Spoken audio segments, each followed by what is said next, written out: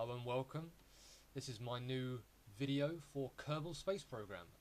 I've been playing this for quite some time lately thanks to Hopfully, and this is a culmination of quite a bit of messing about. This is my lander which I've developed without needing to refuel, of course, go to the moon, land, do whatever I need to do, turn around and then fly back and land on Kerbin. The design's fairly simple. I've got 12 of the Rockomax engines at the bottom going around. On the inside I've got 7 more, and they're attached to my top landing pod. The bottom 12 here will take me up to about 10-11,000, and then the other 6 drop off 2 at a time, and they'll take me into orbit, and that will leave me with the final centre rocket to manoeuvre me to the moon, ready to land with the pod. For anyone that's new to Kerbal Space Program and are trying to find out how to get into orbit, might be having trouble. I've had quite a bit of trouble with it lately, but you learn, you get better. A lot of rockets I've built, I always try to go, or used to anyway, go for maximum power. Power. Hit the maximum amount of engines, tons of stages. You don't really need to. You can get quite a bit of distance and quite a bit of power from less engines, but done in a very select way. Rather than this is the point, that you'll see what I mean. A lot of people here would have all 7 engines burning simultaneously, which is a waste, really. To get into orbit, you want to start turning quite early. As you can see here, I'm taking it to about 30 degrees at about 20 to 25,000. Right, there you go. 2 engines drop off, and as you can see, that puts all of my other engines back at maximum fuel. Lowers the weight as well and keeps me going. In a minute you'll see the other 2 engines drop off. The way it's worked is you have 6 of the big engines surrounding 1, and you have the fuel going from 2 into 2 others, then from them 2 into 2 more, and then from them 2 into the middle. So the outside 2 will use their fuel to power all 7 engines, and then they'll drop off. And then you've got the 2 which have just dropped off there, powering the remaining 5, and then they drop off. And then the outside 2 engines fuel tanks power all 3 engines, and then they drop off, leaving the centre one. It's a very efficient method of getting yourself up into orbit. And in a minute here you'll see me go onto the map and start aligning myself. Really, at this point, I should have been further over, I think. I've got a feeling you need to get your ship turning a little bit earlier than what I did here. Otherwise you end up having a massive periapsis and no apopsis for ages. Or is it the other way around? I always forget. But yeah, the one that you see there going out shouldn't really go out that far. The trick is to try and keep it as low as possible, get into a nice orbit of about 1-200,000, and then you can adjust it from there to get to the moon. It saves a bit of fuel. Not that it's really needed. I'm pretty sure that this will be a fairly good success. Here we go. Let's put this into double time now. We'll drop these last 2 engines off. Shift back to the map.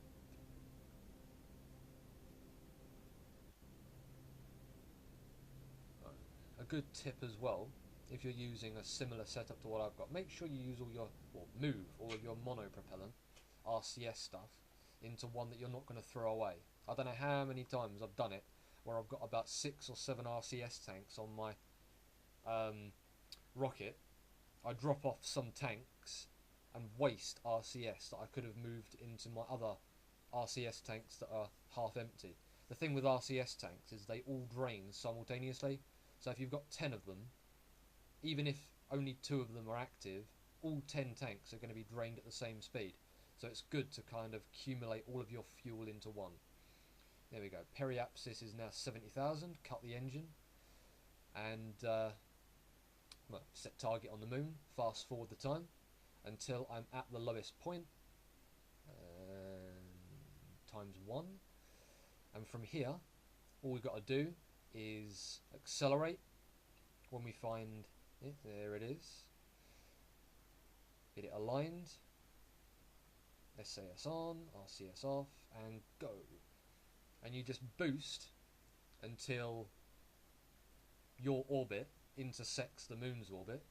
You can play around with it if you're more experienced, so that it will align on your first hit, or if you're not as experienced, you can even intersect the 2 orbits a fair bit and then just fast forward time until both orbits happen to come across each other. That's the one I used to use when I first started. I'd just fast forward time until it happened. But now I can kind of play with the orbit to try and make myself be in the right place at the right time most of the time.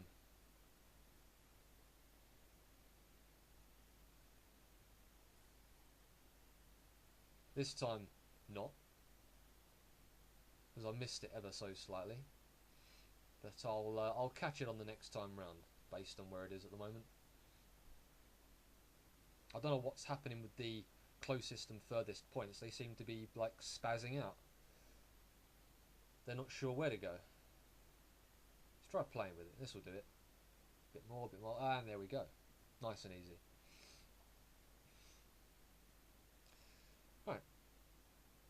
Fast forward time until we get a bit closer. In a second, just tweak it until we get the old periapsis as close as possible. The closer you get the periapsis on the approach, the less work you've got to do when you get down there. Ideally, if you can make the periapsis intersect the moon straight away, that will save you a lot of effort. You just come straight in and land on the moon, no needing to orbit or mess about. Right. 3, 2, 1, boom. Right. Let's do this. Start boosting towards the blue marker. Ooh, there we go. That'll do. Right, and once again, once you've got your intersection with the moon, I'm going to fast forward this now until we get there. Right. There we go. You want to wait until you're around the closest point. You don't have to, it depends where you want to land really on the moon. I want to try and get close to one of my other landing sites if I can. I'm not too bothered, but if I can get really close to one, I might even better pick up a couple of guys that are currently stranded on the moon from my previous failed attempts. Right, when you're in orbit of the moon, it's very easy to land for anyone that's curious. Just literally burn retrograde, or whatever it's called. Burn the shape that I'm currently burning. I never did the tutorials, so I kind of don't know all the lingo. I never learned it. Alright, that's the final fuel tank blown off now. So we're down to the final lander. Just keep going. Just keep going. As soon as you find that your orbit goes into the moon, it's good to boost a bit further than that. Otherwise, you have a very, very wide approach, and you've got to do a lot of work to recover yourself when you get closer to the moon. You can, in fact, if you boost away from it, if you've got enough fuel, set it up so you're just going to come straight down at the moon and just hit it dead on. So you've barely got to do any work to tweak your angle approach. But as long as you keep burning retrograde, I think it's called, retrograde, then it should automatically adjust you. So if you follow it, you should end up looking straight up. Final approach. 32,000 meters to go.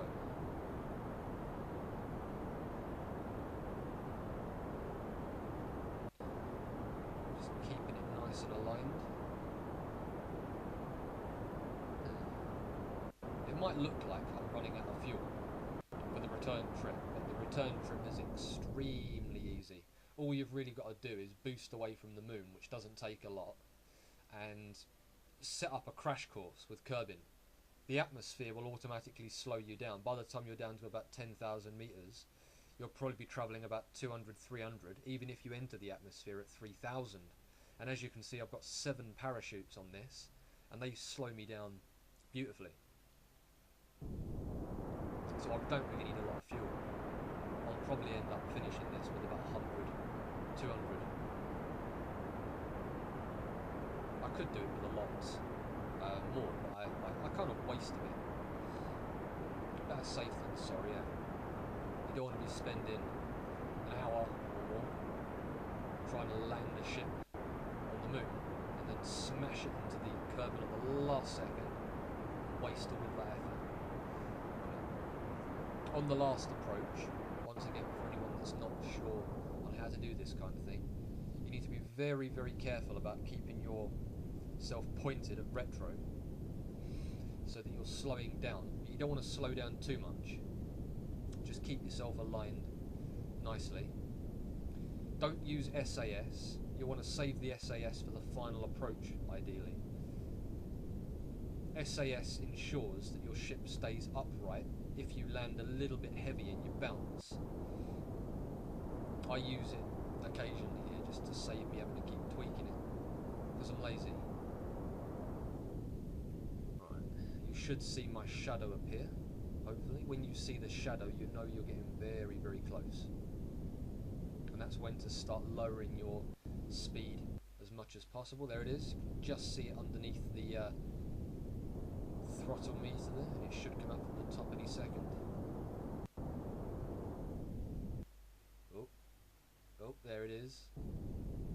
Slow, slow, slow, slower. SAS on. And... oh, a bit heavy. Touchdown. Yeah. Beautiful. Right. Awesome. Everything seems to be in one piece. I've got plenty of fuel. Now why can I not unclick the monopropellant? That is annoying. Oh well, let's drop off my 2 pods. There's Louis, and let's get Dewey off. Dewey. Dewey? What? No, he's running away. Dewey! You? Well, apparently he's seen a penny. Ooh, a penny. He's shot off over into the bloody edge. I'll go and grab him in a second. Right. Come on, Larry. Get down on the floor. We need to go and fetch the runaway.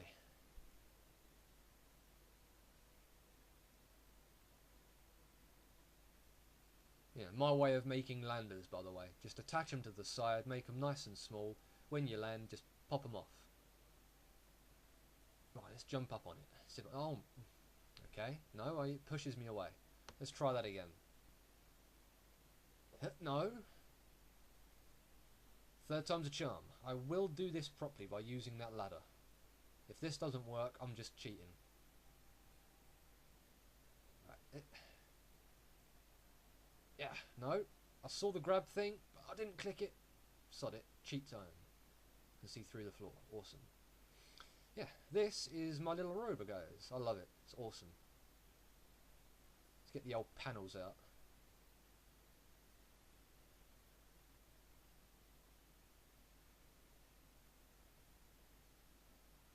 It drifts like a bus. It really does. This thing would be great as a rally car. Just skids like... zoom. Right. Let's go fetch it. I better watch my speed. I don't want to go too fast.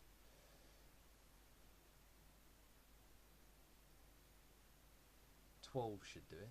If I can get there before I need to stop. You know, I should probably start braking.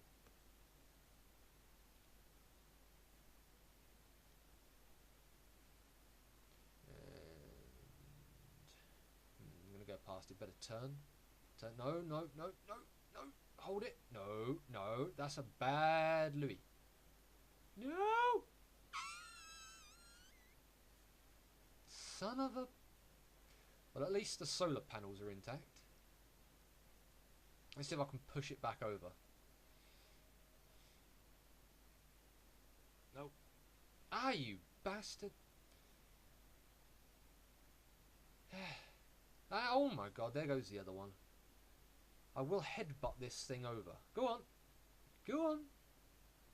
Go on. Yes. No, you bastard. Right, let's see if I can drive this thing out. Come on. Come on. Yeah. Come on. Right. Time to use the other one, I think.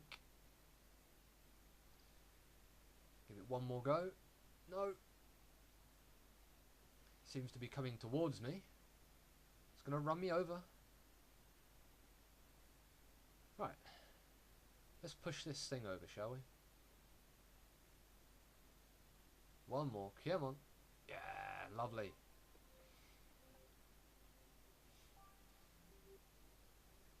Heckin' beautiful. Right. Let's go get it.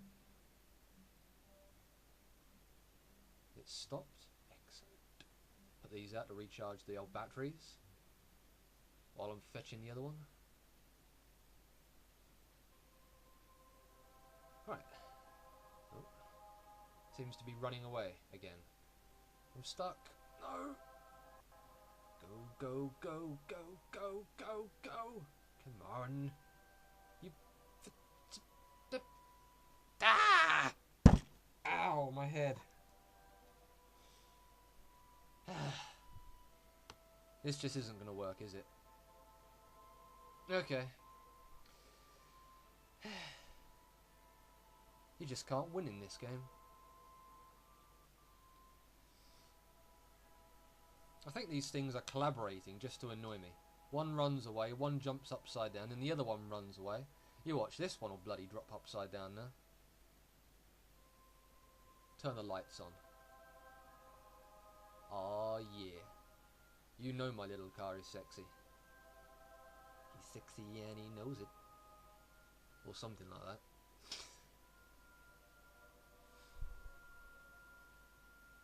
Right. I'm tempted just to bash the damn thing into oblivion. Come on, do not break, do not break, do not break, do not fall over. No. This is... Oh my god, look at this, look at this. Ah, oh, what a bit of parking. Drifting. You know that that was a good stop. Even I'm impressed. And nudge. Right. Well, that's quite a spectacular little spin jump, but that is certainly not what I wanted to do. Somersaults. The thing's running away again, I swear to God. If that thing keeps running away, I'm just going to like drive it off the moon, if that's even possible, which it's not obviously, but still. I will make it possible. There will be a 2D moon, and you drive it off the edge. Right, let's get this thing back to base. In your own time. This battery cannot be recharged. I'll park it, and then I'll come back and grab the other one.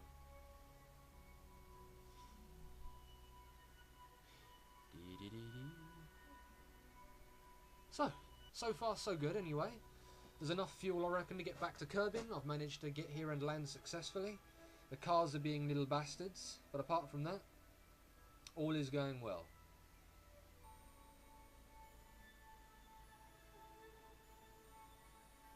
I would turn the light on, but I've got a feeling that the battery would just die.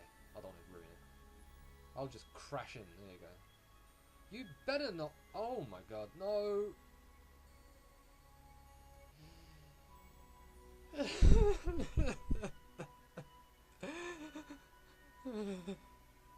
Bastards.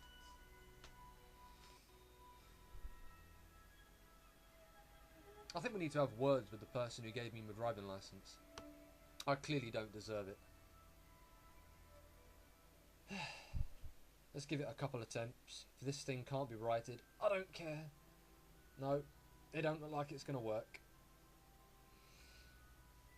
Ah. Right, super speed.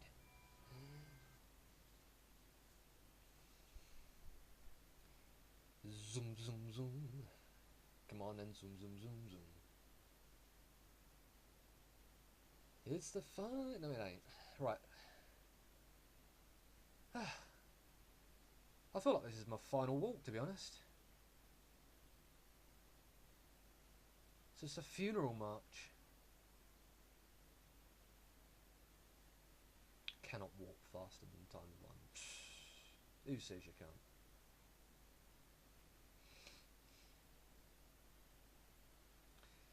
Slowly but surely.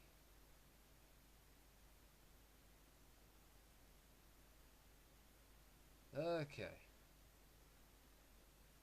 Nearly there.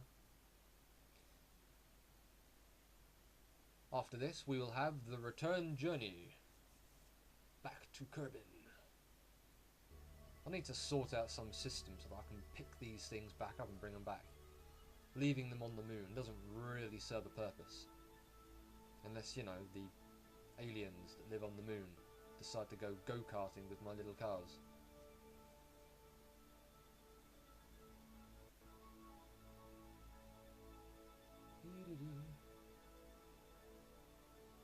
Right.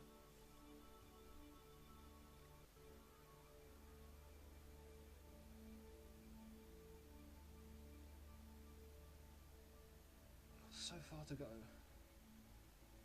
There's nothing nearby. It's a shame. Just had a look on the map. Could have driven over there. Given the car to one of them. They could have used it.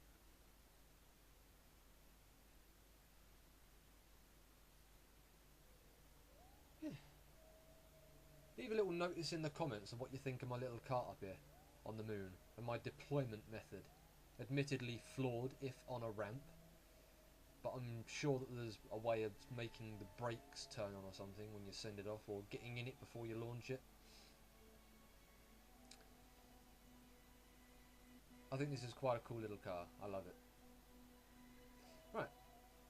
Have a little check. I'm pretty sure there's nothing nearby. 50 odd kilometres is the closest, I believe.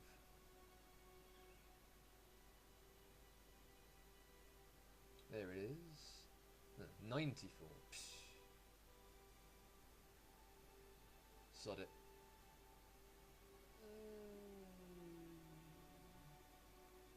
I can't even see what it is. Map won't even go low enough.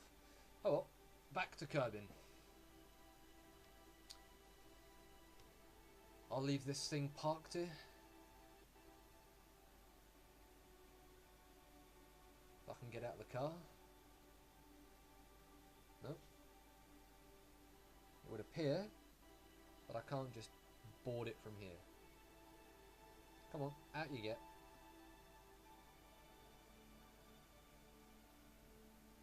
Out you get. Come on. Click everything but what I want to click. Try moving the camera, zoom in, zoom out, shake it all about. Try again. No target, of course I haven't got a bloody target. There we go. Leave the seat. And now for the perilous climb up this pain in the ass ladder. Which, thanks to that fuel thing, which I should probably move to be honest, makes it very difficult to get in. And as easy as I'm sure this probably is, let's speed, oh my god, let's speed this up, see if I can get in. Come on. Oh. Easy, no. God. Try again. Oh, for fuck's sake, how do I keep getting catapulted by grabbing on? What is this, like reverse gravity? I grab the pole and get sent flying. And again. Okay, the ladder is a lie. Come on, easy, easy.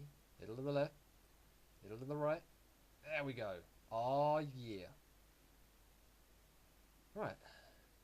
Systems checks. Gear, check. Brake, check. Light, check. RCS, check. Parachutes, all good. Fuel, meh, but hopefully it'll be enough. 3 kerbins, all alive, which is annoying. I usually like to sacrifice one to Cthulhu or something. You know, just for a bit of luck. If you come home with all of them alive, it's just no good. Right. Let's go. SAS on. And lift off.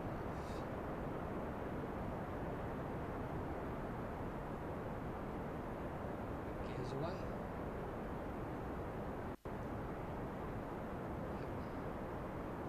Once again, it's a lot easier this time. You don't have to worry about landing and slowing down too much. All I'm going to do is boost like a nutter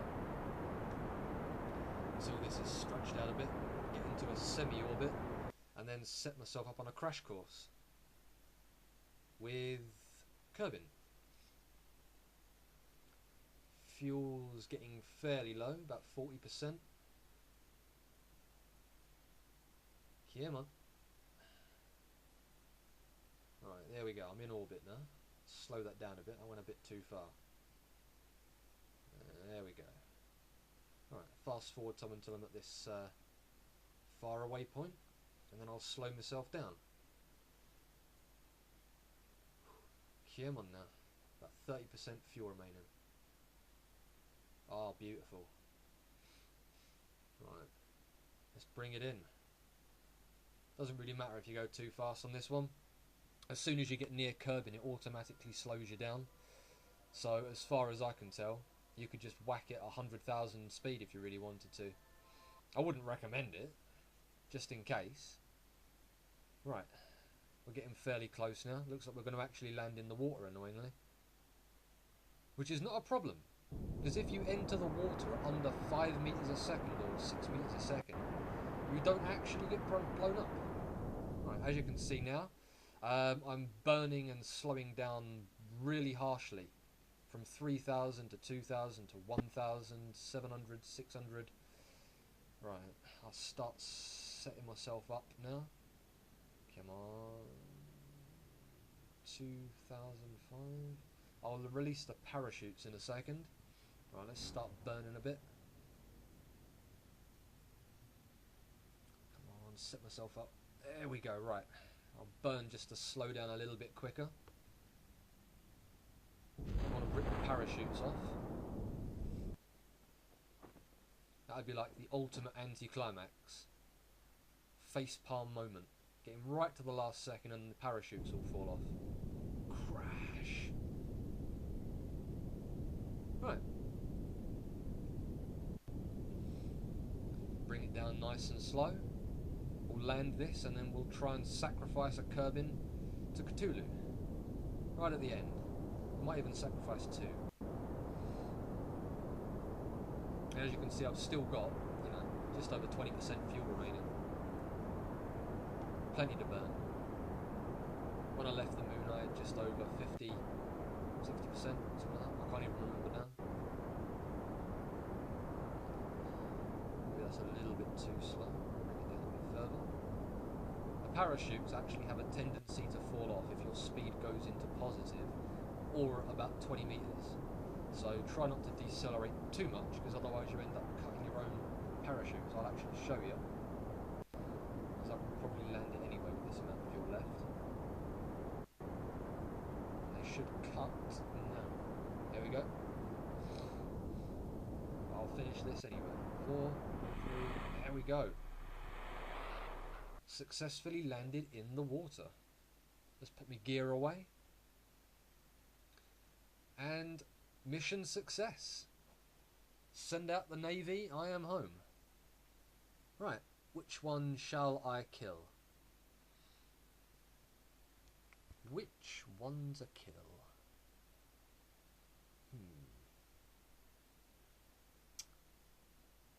It dip do, blur blur blur, him. Right. And the game is frozen. How gay.